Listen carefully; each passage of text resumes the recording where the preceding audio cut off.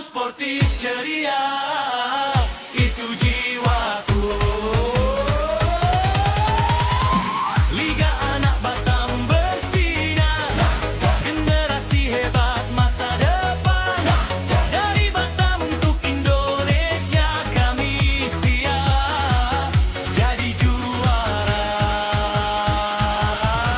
Sorak teman dan orang tua jadi tenaga di setiap laga.